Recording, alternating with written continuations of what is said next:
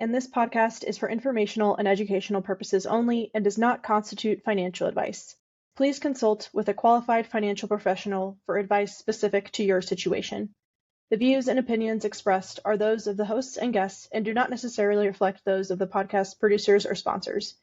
We make no representations or warranties regarding the accuracy or completeness of the content. Hi, my name is Bella Carrasco, and helping others feel more comfortable about investing brings a huge smile to my face. After working in the private equity, family office, and securities markets for nearly a decade, I pulled together my resources to interview experts in each area of the due diligence process and answer how do you know questions when considering your future financial safety. We go deep into questions about many phases of the investment process, with the goal of helping you go from practice to game time confidently. This is the How Do You Know podcast. Today we are chatting with Whitney, who is the founder of Ash Wealth Consulting and director of investor education at PassiveInvesting.com.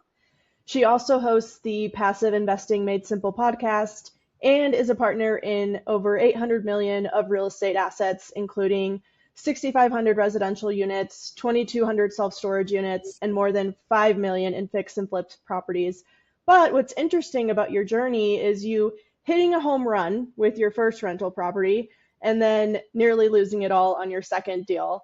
Yet you climbed your way back up and now help others create passive income and financial freedom for multiple generations. So Whitney, thank you. I am so excited to go more into depth about your experiences and new book, but first want to hear how conversations have gone with your investors at PassiveInvesting.com. Yeah, so really what we do at PassiveInvesting.com and even in my work at Ash Wealth is I help high net worth investors or at Ash Wealth, even just people that are trying to get to their first investment, take their income, whether it's from a day job or from their business, and turn it into long-term lasting wealth. And how do we take that income and start diversifying across the capital stack, but creating additional streams of income outside your business? Because we don't want your business, we want your job to be fun and passion-filled and not something that you're tied to, like with the golden handcuffs that we always talk about. So that comes with intentionality. And so I was talking to an investor at an event this last weekend, and they were trying to wrap their head around passive investing and how does this actually work differently from the stock market? I'm like, you can give me $150,000. I can put it in the lowest tier of the capital stack in a debt fund investment, and I can turn it into $190,000 in 3 years. And they're kind of like, maybe. And I'm like, but I can turn it to 1.5 million in 30. And pretty risk adjusted with less volatility, almost no volatility compared to the stock market. And you can change your mind at any point in time and take that stream of income. And so that's the power of passive investing, is really helping people match their goals and match that to the right tier in the capital stack, and help them pick the right investments outside of the stock market. Right. And like you were saying, there's something for everyone. So if it's not necessarily something that, maybe you can take a little bit more risk, then okay, let's move out of that more risk adjusted position in the capital stack and maybe move more to equity. So you can even be diversified within the capital stack, even outside of the stock market. So there's different ways to diversify there too. And I like the point of what you were saying. It's you don't wait until you're about to retire to start investing in these things. You need to start thinking about your future self today, because the earlier you do that, the more compounding has its chance to do its magical powers. Right. I mean, my daughter's 12 and, we have set aside a small pot of money for her in a note fund that compounds at 10%. She leaves that touched until she's 55. Or untouched, I should say, until she's 55. Yeah. I mean, she's going to have zero problems with retirement. And she didn't do anything else to contribute to that retirement plan. So really, it's all about time, right? Albert Einstein said compounding interest is the 1/8 of the world. Yep. And it's really not just compounding interest. It's the time that you allow compounding to work for you. And Yep. so the earlier you can get started, the better. And that's what I run into a lot with investors is helping them solve that kind of self-leadership issue. Because we all have competing priorities, and we tend to put off things for our future self because we can't see Yeah. how that math works out. Like, what's the net result going to be? And so I help people take action for their future self today. Yep. And I know sometimes writing these checks can be really ominous. So, what are the biggest fears right now when you're having your conversations, and how are you responding to those points? I think the biggest fears are multifold. I think for people that are getting into passive investing or just kind of like looking at it, they're wondering, one, is this for real? Yeah. And then two, they've seen kind of the carnage of the past couple of years with interest rate risk in, especially in multifamily and self-storage, investments. So they're kind of like going, ooh, is now the right time? The curious part, all of that damage just happened in the past. So any investment you go into today moving forward that risk should be adjusted out. Hmm. So an operator is not going to put a very different debt profile on assets. So yes, I think going into a deal today is probably safer than it was 3 years ago. That said, also operators, who's the operator? That's another fear. Like, if I hand over this Hmm. money, like, are they going to poof? Well, a lot of those operators that unfortunately got caught with the tide going out, they have poofed. Okay. So a lot of the operators that are still standing today. Now, I'm not saying don't do your due diligence. You have to do your due diligence, but we've seen a lot of those people that weren't going to survive this type of environment not survive. They're gone. Another fear is I think people now are understand market cycles, Hmm. right? And maybe they don't, fully understand how market cycles work, how debt cycles work, and how they interplay with each other.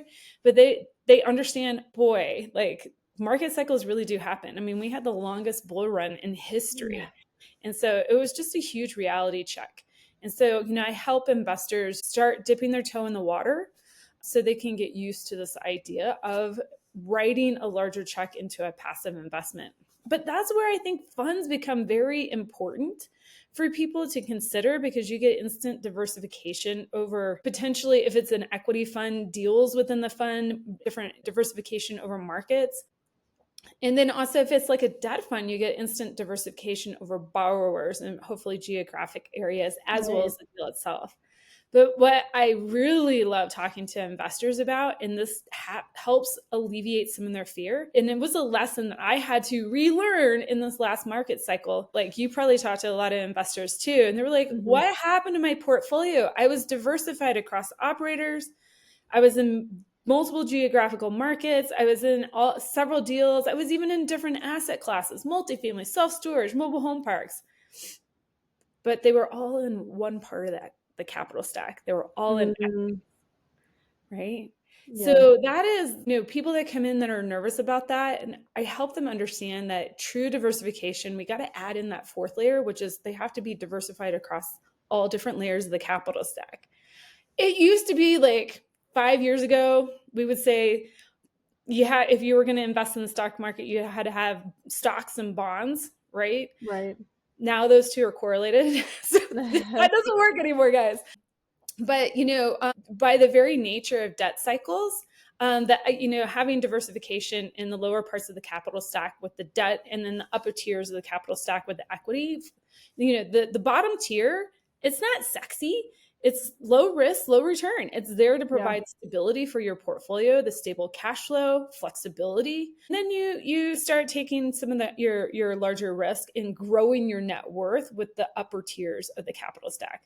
But here's the thing, you can grow your net worth with the lower tier of the capital stack. You just got to allow more time. Right. I'm glad that you emphasized that and brought it up again, because I think you're right. It's like a fourth pillar that no one really considers or talks about. So, yes, sure, you're diversified across all these things, but what about the capital stack? Like, that's just so brilliant because, like you said, it's not sexy, and it's usually for people who are later down the line when they're about to retire. But having that in your portfolio a little bit earlier on can save you from that. And kind of going back to what you started off by saying, it's also important not to let this fear deter you from making an investment. Just how can you be confident in that investment decision, which is exactly why I wanted to start this platform, to be having these conversations and hopefully give them more education so that they are making investment decisions that are wise and really well thought out, and they can just be more confident when they are making that wire. But I also wanted to go deeper into the market cycle, which you also mentioned. So, do you think that there's something to investing for the long term and not really bothering with these everyday fluctuations and noise?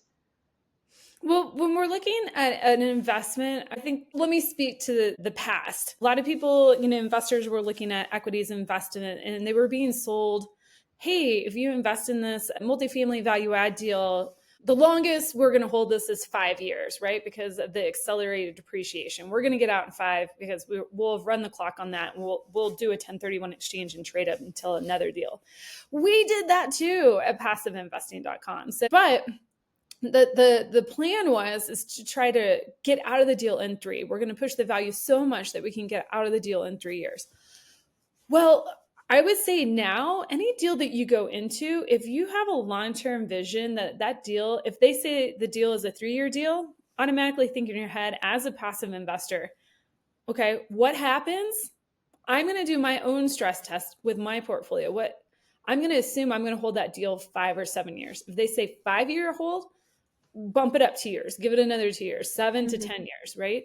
So go ahead and the reason why you might not be able to pencil out the exact return that you might get, or anything like that, but what you will be able to kind of visualize looking forward is your time horizon, which is super important, because if you're, say, like 45 and you're presented with a deal and they say it's going to be a 5 to 7 year hold, I need to make sure that it exits by year 10 so I can take that capital and probably reposition it, get the taxes paid, reposition it into a cash flowing asset as I move into retirement. Well, what happened is a lot of investors that I know, they invested in equity deal 55, thinking they're going to get this like last final pop of their portfolio. It's going to exit at 60 and they're going to ride off into the sunset. And now they don't have any cash flow. Okay, so how does that interplay with the market cycle? Well, very clearly, I'm oversimplifying a very complicated topic, but there's 4 different areas in the market cycle. We've got what we've experienced recently is the hypersupply, which is the very top. Construction's all but halted. Credit is being sucked out of the market. Banks are moving out. They don't want to lend anymore. They want to get that risk off their balance sheet. And then we start moving into the recessionary part of the market. Now, we haven't called a recession in the United States. I'm going to leave that one on the table. But also, it's kind of point to anybody looking in the past 2 years, we can kind of say, like, it's not been great.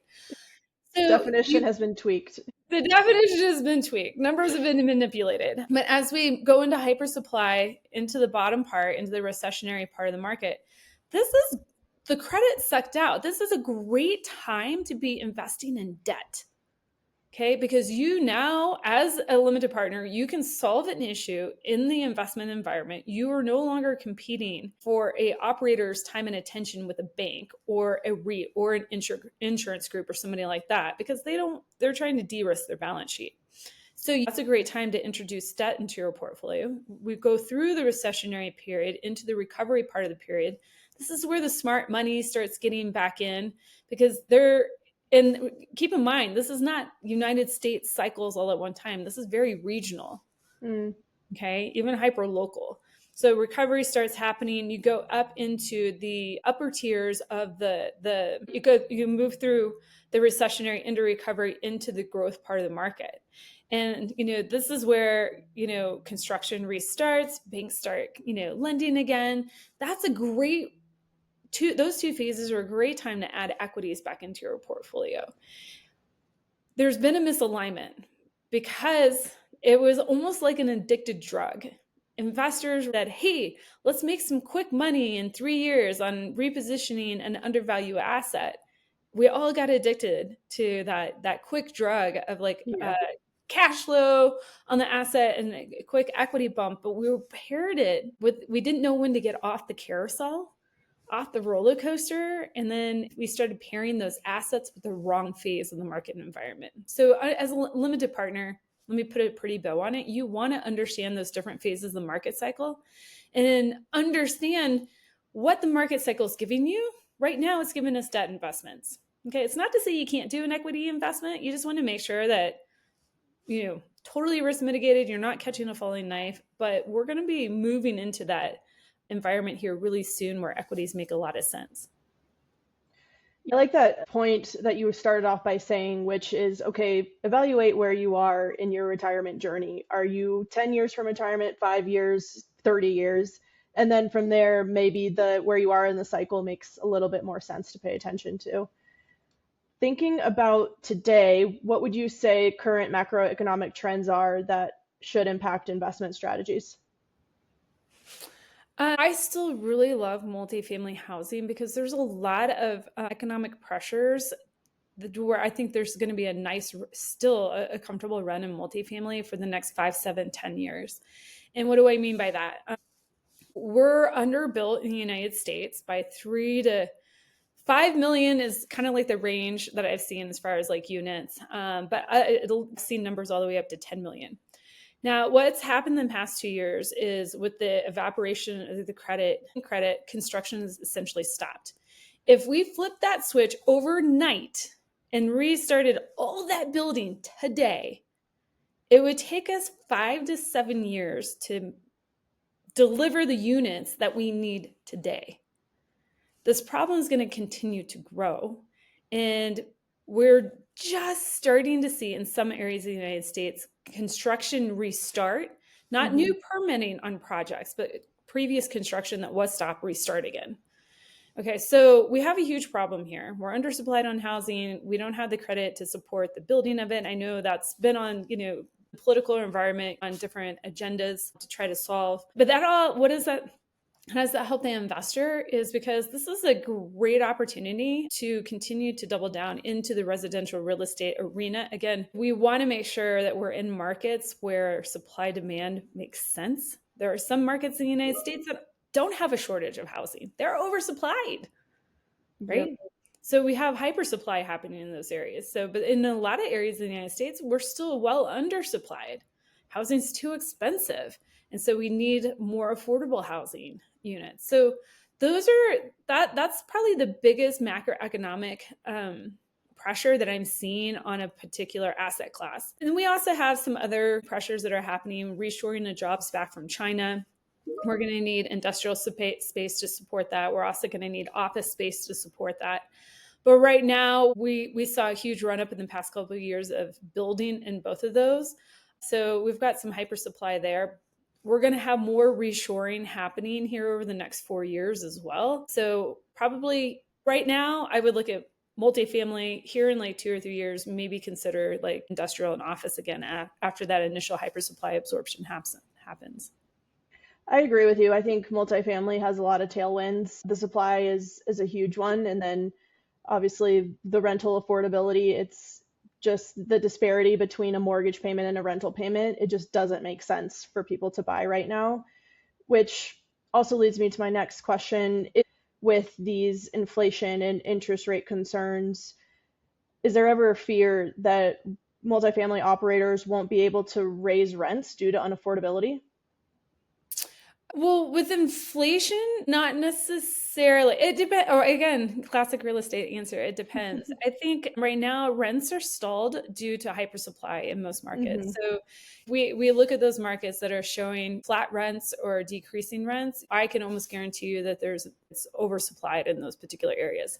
Hmm. Atlanta, Georgia, that's one that comes to mind. Some parts of Florida that comes to mind. So now affordability, yeah, that can impact it as well, but that's probably going to be more around the asset class of the asset. What do I mean by that? So there was a report that came out earlier today, and I forgot who put it out. I'm sorry. But really, we're seeing kind of a downward slide in some markets on C class rents because there's been more delivery of A class assets. And the A class assets tend to have more amenities to them and more attractive for people to live at. And so, what we used to think is that when a recession would happen, people in the A class would, their income would lower. So the A class would move down to the B class, the B to the C, and the C was stuck. Okay. COVID proved us wrong on that. When COVID happened, we saw a lot more stress in the C class assets than we did in any of the other asset classes. Okay. Now, A class, they had to adjust their rents a little bit, but we didn't see nearly the economic vacancy or the rent stall or even just complete eviction numbers that we saw in the other two classes. So, oversupply being a huge one. What kind of supply mix do you have in the market? I think those impact more rents than anything else. Yeah, and I actually commented on one of Jay Parsons' LinkedIn posts that and he talked about the disparity between class A, B, and C. And he answered my question, which was, okay, who sees more attrition during times like these? And he says that actually class A isn't as affected as you would think because of the reasons that you mentioned. So it seems counterintuitive, but that's also what Jay Parsons advocated for too. And I know he's in that data every day. Yeah, I mean, we hold A class assets. I mean, we used to hold B class assets, but in order to continue to push rents, you had to, take big value add risk. Mm, And with COVID, we learned that we didn't really make that much more of a return for the risks that we were taking with the labor increase, with supply cost increase, timeline increases on construction. And so we really started going to that upper B class, B plus A asset because, like you hit a recessionary part of the environment, right? And you have to pause amenity increases or whatever on your asset, you're still going to retain your tenant because you still have an amazing property. right. Whereas on a B class that you're turning around, or even on a C class that needs some love, you still have to continue find a way to continue to execute your business plan and level up that asset, or you're going to start losing tenants. Right. And today, a big emphasis is on inflation worries and where our interest rate's going to be. So, how would you say people should take those into account when they're considering and investing? Interest rate, you want to make sure that you're looking at a projects where the operator has a good business plan and the right debt that matches that business plan. So I know a lot of investors are now that they're with their due diligence sheets, they're like, I'm only doing projects that have fixed rate debt. And if the project's 5 years, the fixed rate debt has to be 10 years. I would love that too, to be quite honest. But that cost of that debt may not be reasonable, and the terms, right? You have a 10-year debt profile on a 5-year project. You might have 7 years of yield maintenance on the property. I mean, that just doesn't make sense from a business standpoint. What we want to see is the debt that's being placed on the property appropriate for the business plan? Have they have they done their sensitivity analysis? Have they built in, some runway there should, construction not happen as much, as quickly as they want it, or, lease up hasn't happened as quickly as they want it, or we hit another rough patch. But we also want to make sure on the particular loan itself that there is extensions. So say like you have an asset and you have a 5-year asset, a 5-year adjustable rate mortgage. We want to see a 5-year debt profile, if we can, extensions that are built into the loan for at least 2 more years. And this is my checklist. And then I want to see that interest rate capped for 5 years, Mm. not for 2 years, not for 3 years. I want to see it capped for 5, right? Because for me, I want to hedge that risk as much as possible. Yep. If you can't cover your debt, then that's the biggest concern you have. So, got to pay attention to those numbers. Yeah, I mean, we have a limited partner. I think a lot of limited partners are really focused on the cap rate, as they should be, but that doesn't take into account debt. Hmm. When a cap rate is calculated, that's so you can compare asset to asset as if you owned them both all in cash. But we do have to make sure that we match the appropriate debt profile there. And I think a lot of operators on their offering memorandum would say adjusted cap rate of Mm-hmm. 5%, 6%. Well, that's because they added debt into there. So if they remove the debt, what is the true cap rate on the asset? 2%? Okay. You can make more money with your cash sitting in the bank or Yeah, in a debt fund. right. And going back to your history in investing, what did rock bottom feel like, and how did you gain the confidence to invest again after that? Oh my gosh. It's not a matter of if, as a limited partner, you're going to hit challenging times. It's a matter of Hmm. when. I would like to think that I've learned all my lessons up front. For me, I think the first time that I hit rock bottom, and that probably the only time that I actually literally did, from a financial standpoint, I didn't really know that it was rock bottom. I didn't know to be as scared as I probably should have been, quite honest. Well, Like, that helps. yeah, naivete, like, probably saved me. But we have a saying in our household, lessons and, wins and lessons. Like, we're either winning or we're learning. So That's never great. thinking of something as a failure. Even if I like lost money on investment, I'm going to have my pity party for a little bit, maybe a few minutes, maybe a day. And then I need to start doing a postmortem to be like, Yeah, what went wrong here? Okay, I can blame the operator all I want, but I'm not taking self responsibility. right. I'm not leading myself to the next level. Did I ignore a red flag? Did I, do my complete due diligence, or did I rely on somebody else's opinion? Mm, I have so many.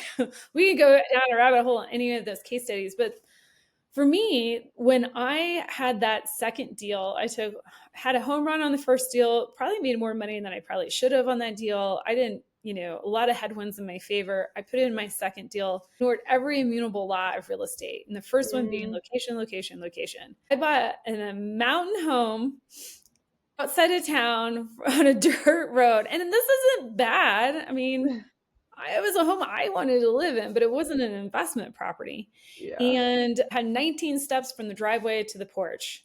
Okay, so it was built in the side of the hill. That's not what got me in trouble. That's what prevented me from selling it for a year. What got Right. me into trouble is when it was actually under contract, the retaining wall on the backside of the property holding up my neighbor's No. property was deteriorating, and the buyer wanted it fixed. And so my realtor, I don't know, bless his heart, I had to bring $6,000 to the table. This Mm, retaining wall reconstruction cost 30 grand. I don't know wow. who made that up. It was insane. It was silly insane. And what was causing the retaining wall to collapse is my neighbor had a tenant on her property that was living in a school bus, and the school bus was parked on top of the retaining wall. So Oh, during construction, they have to move the bus, right? Well, they go park it over my neighbor's retaining wall, and I'm like, see, it's the bus, because oh his retaining my wall is now gosh. collapsing. And so, yeah, right before, well, actually, the day after close, literally closed on a Friday, Saturday morning, I get a call, and you can hear police yelling in the background, and like my realtor is calling me, and all this yelling and cussing, and it sounded like a shotgun being pumped, which at the end of the day it was a shotgun being pumped. Wow. What is going on? He was like, yeah, so that school bus, and I had a stipulation, he cannot move his bus back in until after closing. Sure. Closed on the property, he moved it back in, and this bomb-proof retaining wall, cinder block retaining wall that was signed off Oh by my like the city gosh. engineer, the county engineer, all this, 30,000 grand wall collapses, and the bus goes in. No way. You just can't make this stuff up. You can. I was But just like, am I on am I on the hook? And he was like, no, you did everything right. Now, it was a little kind of like sweating bullets for a few days, because this is Saturday morning and we're trying to oh figure out, my you know, gosh. am I liable for anything? And I wasn't, but Right. um, that is the funny part of the Wow. story. But how I nearly lost it all on that deal was really from buying incorrectly, because it Yep. took me a year to sell that property. Mm, And I got in that year, my father died. I got let go from my job. Like, all these things were just piling on top yes. of me. When it rains, it pours. But it was, honestly, if you think about it, it was probably a blessing in disguise, because it gave me the space to really Mm, think about where I was, what I wanted to do with my life, what decisions have I made that were going well, that weren't going well. And coming out of that, I met my husband. I mean, I was already dating him whenever, when we closed on the property. Like, I had gotten myself out of a, interesting situation. I had met the person who is now my husband, got my dream job for 11 years. Like a lot of things happened right after that. But it's sometimes whenever you're in the thick, Yeah. the rock bottom, it can be a wake up call if you can really like sit and listen. Right. Like you said, lessons learned. When you were talking about that story, it also kind of brought this thought into my head how you can plan for everything, but it's what you don't plan for that you don't even see coming that is what can ruin a deal. And so it's just like you can do all these things, but sometimes you just have to know that there's nothing you could have done. Yeah, that is, a great point because in 2000, the end of March, my husband, I have probably 3 or 4 rehab properties going at this point in time. We're just like cranking right along, scaling our 40 single family homes out of state. And I had 3 projects going, and working full time. I'm chasing a little girl at home. She's like 4. And then my husband breaks his neck mountain biking. Oh my gosh. So that was fun. And just about, after, you get through the first like few days and, realize, okay, like we're going to be okay. It's just going to take time. And we found out my mom passed away, pretty tragically. And I was just like, I'm like, really? We're back here again? Yeah. Like I thought I already reached rock bottom. Yeah. But I I take my mean, time. the first thing I did there is I went to my boss and I didn't even hesitate. I was just like, I need FMLA. Mm. He was like, for how long? I'm like, I don't know. I get 12 weeks, just file the paperwork. And obviously you've been through a lot of resilient moments and whether an investment has gone well or poorly. So what's a typical piece of advice that you give your clients? So as far as like resilience, well, one, helping them understand, it's either we win the deal or we need to learn from the deal. I was speaking to a client yesterday. We've been, working together to try to get a property that has a business on it closed for 3 months. She's pretty frustrated. She's like, "Oh my goodness, like every door is getting slammed in my face." And I'm like, "What if this is not the right deal?" Yeah, And yeah, I was like, "What have we learned? Like, how can we take right. that personal responsibility? How can we like time block our day?" That's why we were talking before the show about the book, The One Thing. I Yeah. just got back from their goal setting retreat. I've drunk that Kool-Aid for 8 years, 10 years almost. I love it. But, really helping people understand you don't need more time. We need a deadline. So let's go Hmm. look at the calendar and find all of that brown space and get it out. And another concept I like about the one thing is actually taking time to block vacation in your calendar. And like you were saying, it seems counterintuitive. Oh, I'm taking time off. I'm going to be behind. But when you actually allow yourself to take breaks, you again can get to your goal faster, stronger, better than if you were to just try to power through things. Because as much as we try to be, we're not robots, we're humans. And so Mhm. we need that time to recharge. Yeah. And you would be surprised. You don't even need that much time, but I think it's going in with the intention to put the time on the calendar first. So for me, I have 3 weeks during the year that I already have blocked out. I don't know where I'm going this summer, but it's my yeah, 15th birthday.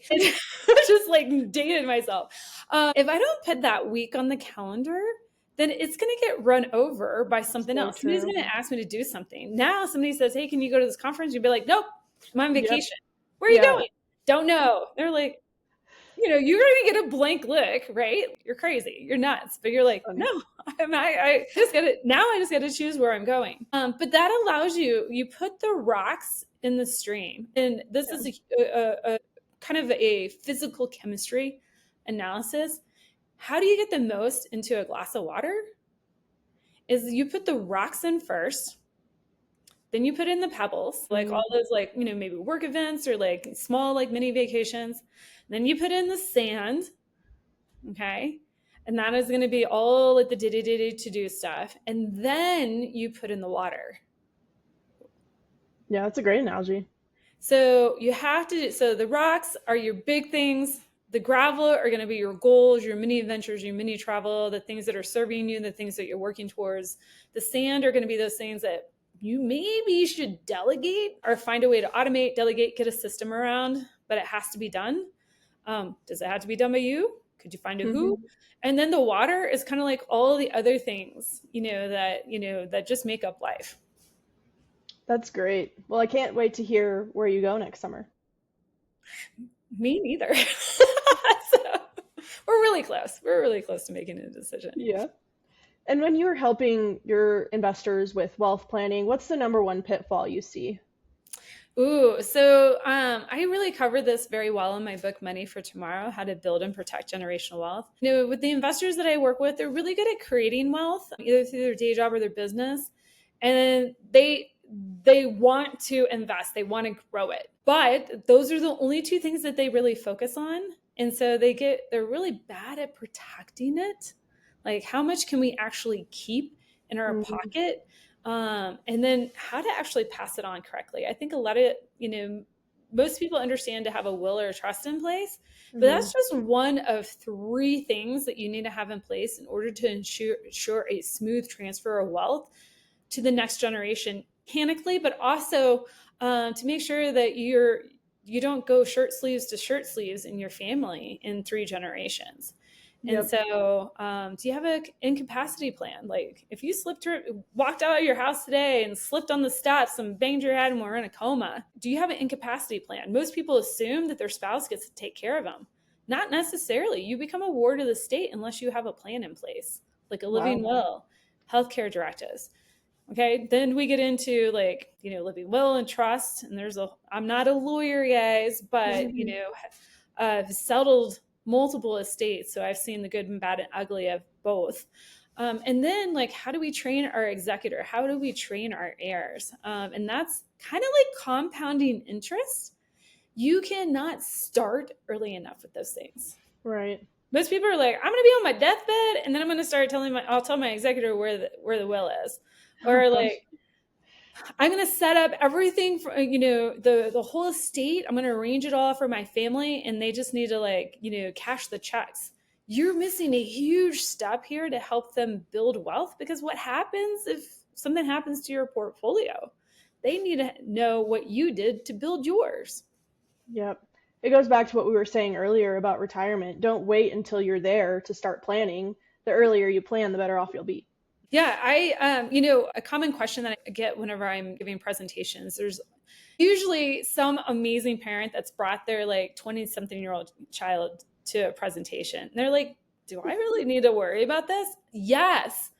Get it in place now, because you cannot assume that your parent is going to be able to, if you slip, tripped, and fell, it's not necessarily your parent that's going to be able to take care of you. But if you have Yeah. these puzzle pieces in place now, it's like weightlifting. Like, the first couple of reps, the first couple months of lifting, you're going to be sore. You're going to be beaten up. Mhm. Like, it's not going to be fun. But after a while, it's instinctual. Those are financial skills, are beautiful skills to have for a lifetime.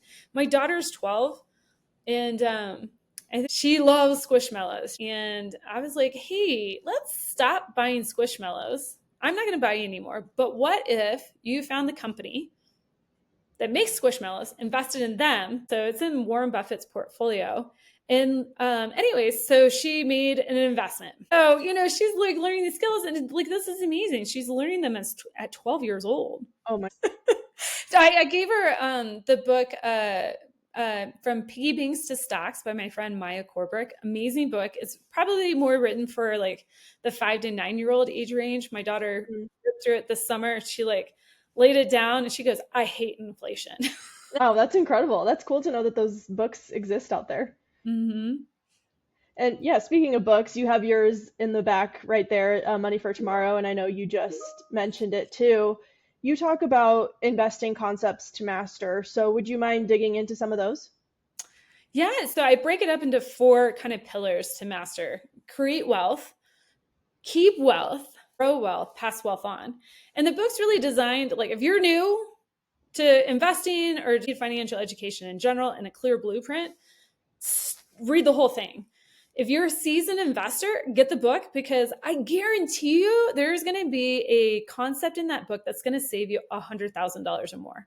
Yeah. But when we get to the growth pillar, the biggest thing that I can help people understand that I wish all investors knew from the very beginning is to invest in deals that allow them to tap into the 7 pillars of growing wealth, which, number one, protects their capital, has some sort of cash flow component to it, has equity attached to it in some way, tax benefits, because that's going to help us create velocity with our wealth, allows us to hedge inflation, allows us to take advantage of smart leverage, not dumb leverage, smart leverage, smart loans, okay, to amplify our wealth. And then really the 7th pillar is about being the expert. Now you can be the expert, go buy your own property and do all that, but I mean, you got a, really a steep learning curve there.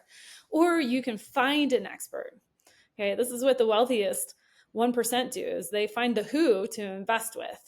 Right. Now, when you're looking at an investment, the more of those pillars that you can actually check the box for, the more likely that your investment is going to be stabilized across multiple market cycles. Okay, meaning it doesn't matter if the market goes up, down, or sideways, you're going to make money somehow. Okay, even if you haven't, say, a multifamily asset, cash flows pause, but you're in a good market that's appreciating and you're getting tax benefits, cool. You're still making money even though you don't have cash flow in your pocket. Right. You want to go in a debt fund, you want to be in the lower layers of the capital stack. You've got capital preservation. Okay, you have cash flow. You may not have equity and tax benefits, but if you allow your debt fund investment to compound, you can create an equity-like return. Okay, the tax benefits, you're giving that up to be in the lower part of the capital stack, but now you're the leverage, right? You get to make money off of other people's smart use of leverage. Okay, and your inflation hedging, especially if you're in smaller loans, like we like fix and flip loans because they recycle every 6 to 9 months, and so you can adjust with the environment. So you can hedge inflation there. And then, of course, you can invest with an experienced operator, or you can build your own note portfolio. It just takes far more capital to get, well diversified. Yeah, and you also touch on this concept of wealth transfer. And as we alluded to earlier in the conversation, housing is very unaffordable today. So, are you seeing any investment trends for Generation Z or upcoming generations? Do you think they'll be able to accumulate wealth like their parents did? Ooh, I think it is, but again, I think it's going to take a longer time Mm, because buying property is probably one of the simplest ways to get into a cash flowing business that doesn't require you to have like a degree or ample tons of time and attention pointed at it. You could build your own business. Okay, I actually encourage people to do that too. That can be a great way to build wealth. Or you can go buy a business. This is something that people follow Cody Sanchez. I got to, mhm. meet her in October and had an amazing conversation with her. I mean, it's unreal the number of, there's going to be a huge transition of wealth from the 60, 70-year-old generation right now. My parents, essentially, unfortunately, they're both passed away, but like my husband's parents, right? They're exiting out of their businesses, they're retiring, and the kids don't want them. Right. The silver So tsunami. there's so much ample opportunity there. So if you're in Gen Z right now and you're kind of wondering like, I can't get into real estate, you can think about buying business. Now, I would think about buying the business for cash flow purposes and capital preservation. And when can you take that cash flow as quickly as possible and put it back into an asset that can help you appreciate, okay, that Yep. doesn't require your time and attention. But I think how we saw the problem is there every generation to generation. It's just Yeah. how we solve it is going to change. Right. Yep. Such a good point. Last topic before we wrap up is in your book, you also talk about how budgeting is dead and value-based spending is in. So can you just expand on that quickly? Oh my gosh. Yeah. So I know a lot of people follow Dave Ramsey, Susie Orman, and you got to line itemize your budget, every line. cut the cord on your TV, stop spending on travel, don't buy clothes, and don't never eat out and sock all that money away. Realistically, that could be a good plan. However, it's living in deprivation, and we only have so much willpower to sustain that. At some point in time, people run out of willpower, they're going to crack. And so I take a different approach for it.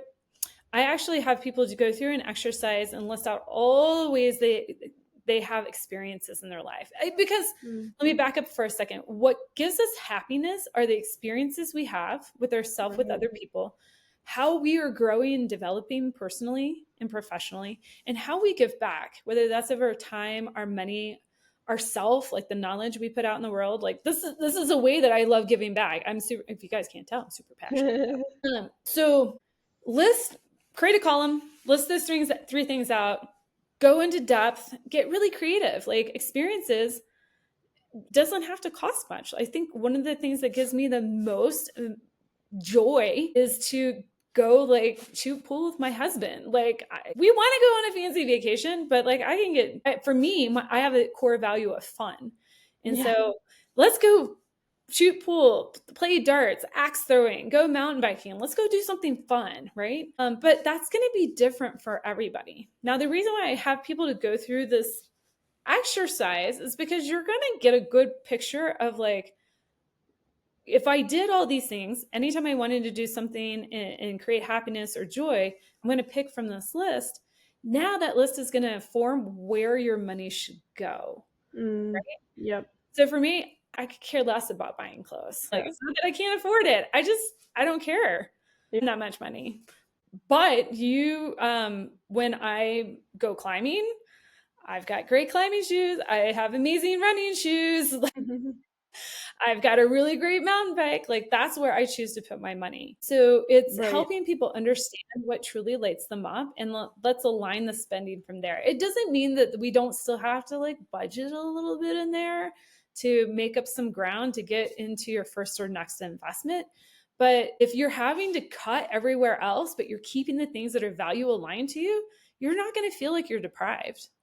You're going to be able to do it. Exactly. And you never know when your last day is going to be. So you need some sort of experiences that do bring you some sort of happiness, or else you're going to be running around like a mopey little 7-year-old.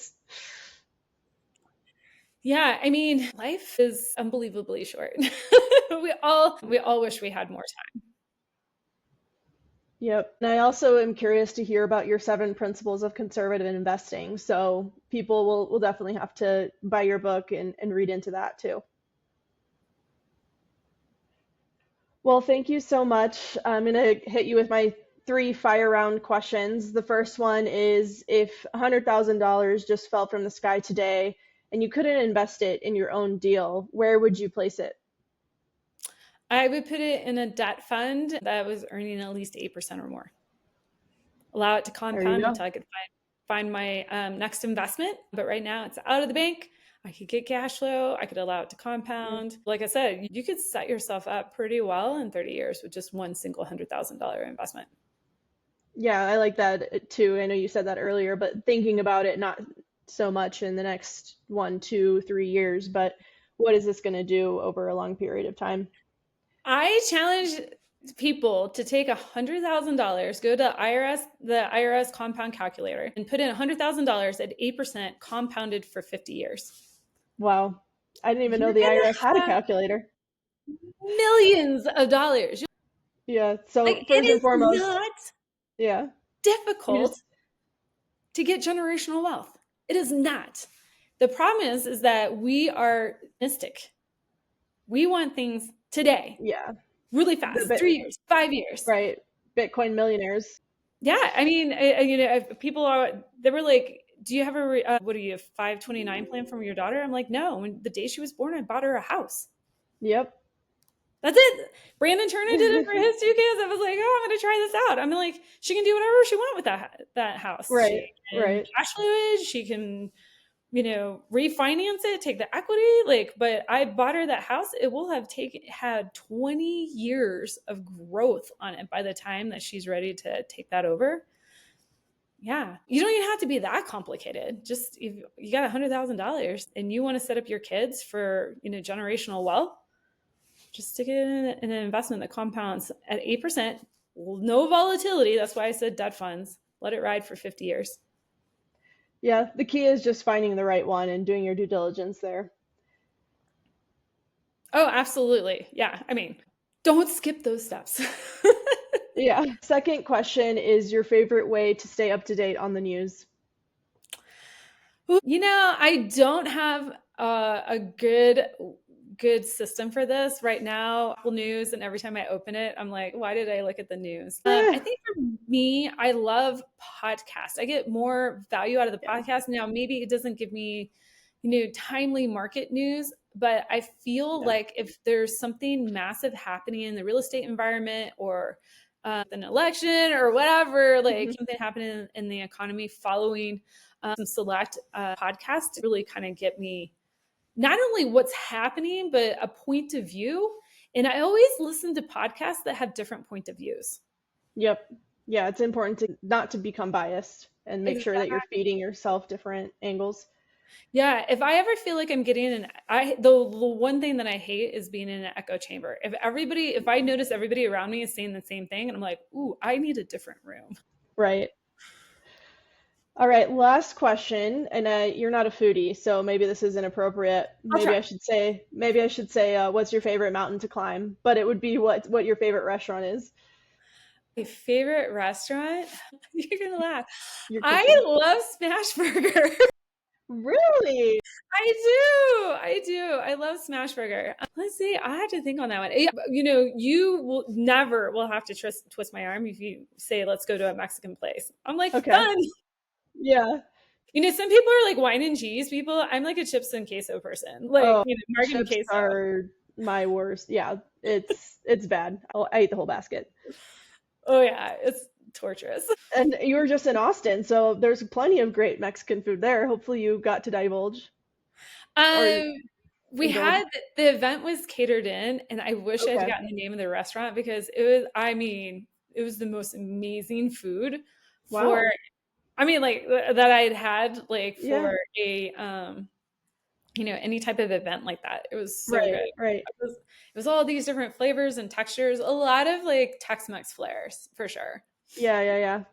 Huh, you'd be curious to see what that was, because to your point, a lot of events, typically it's like, oh, great, what's this bland food going to be today? Yeah. Well, Whitney, thank you so much for your time today. Why and how should people reach out to you? Yeah. If you are looking for your next investment, reach out to me at passiveinvestingwithwhitney.com. There, I got some free goodies for you. We can jump on a phone call. That way, I can understand your investing goals. And then you get access to our educational master classes, the Passive Investing Made Simple Masterclass. And then if you're looking for one-on-one help in taking your income and building long-term wealth with it, you can reach out to me at ashwealth.com, ashwealth.com. Beautiful. All right. Well, thank you again. Until next time. Adios. If you are ever interested in a recap with the main points discussed throughout the podcast episode, check out the Q&A series because we dig deeper into the concepts discussed, and you can follow along on YouTube if that's preferred. If you find any value in the show and want to support it, it would be awesome if you texted someone right now about it. You can say you have a podcast recommendation that you think they should listen to, and then ask them to get back to you with their thoughts. Anything helps, and I really rely on the amazing investors like you to spread the word. Thank you so much for listening, and please feel free to reach out at any time.